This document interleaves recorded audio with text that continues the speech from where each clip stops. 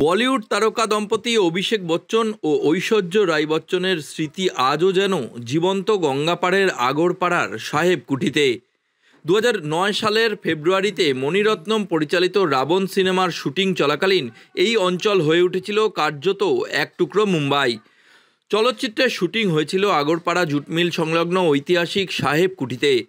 হুগলি নদীর তীরে অবস্থিত এই ব্রিটিশ আমলের অতিথিশালা তার প্রাকৃতিক সৌন্দর্য ও স্থাপত্য বৈচিত্র্যের জন্য বেছে নিয়েছিলেন পরিচালক মণিরত্নম।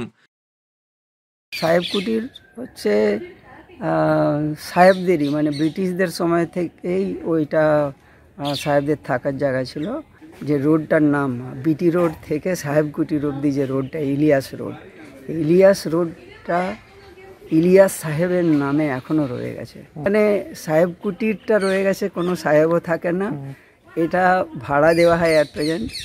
এক সময় বেশ কয়েক বছর আগে রাবণ ফিল্মের শুটিং হয়েছিল, ঐশ্বর্য রায় এসেছিলেন, আরও অনেক আর্টিস্ট এসেছিলেন। এরকম কিছু বড় অনুষ্ঠান হলে ওরা এটা হায়ার করে অনুষ্ঠান করে, অথবা ফিল্মের শুটিংয়ের দরকার হলে এখানে ওরা আসে। হিন্দি ও তামিল দুই ভাষার সংস্করণেই চলেছিল শুটিং। 2009 সালের ফেব্রুয়ারি মাস থেকে মার্চের প্রথম সপ্তাহ পর্যন্ত চলে শুটিং। গঙ্গাবক্ষে নৌকা ভ্রমণের রোমান্টিক দৃশ্যের শুটিং বহু মানুষ নিজে চোখে দেখেছিলেন। 1927 সালে কলকাতার বিখ্যাত ইহুদি শিল্পপতি BN ইলিয়াস প্রতিষ্ঠা করেন আগরপাড়া জুট মিল। সেই সঙ্গে গঙ্গার ধারে থাকা মিশন হাউসের জমি অধিগ্রহণ করে তৈরি হয় সাহেব কুঠি।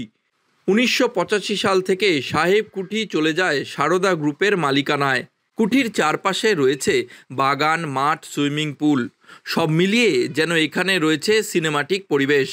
বর্তমানে এই বাড়িতে বলিউড টলিউডের একাধিক সিনেমার শুটিং হয়, তবুও রাবণ সিনেমার স্মৃতি যেন সবচেয়ে উজ্জ্বল। এটা একটা বই করতে এসেছিল রাবণ। আচ্ছা, কে কে এসেছিলেন? ঐশ্বর্য রায় আর অভিষেক বচ্চন। মানে এটা কি বলে ডাকা হয়? এটা সাহেব কুটি। সাহেব কুঠি। এটা মূলত কারা পরিচালনা করে? এরা আমার আগরপাড়া জুট মিলের মালিক।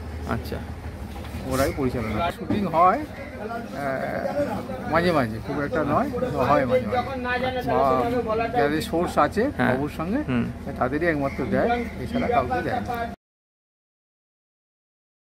অনেকেই মনে করেন সঠিক উদ্যোগ নিলে সাহেব কুঠিকে ঘিরে গড়ে উঠতে পারে পর্যটন কেন্দ্র।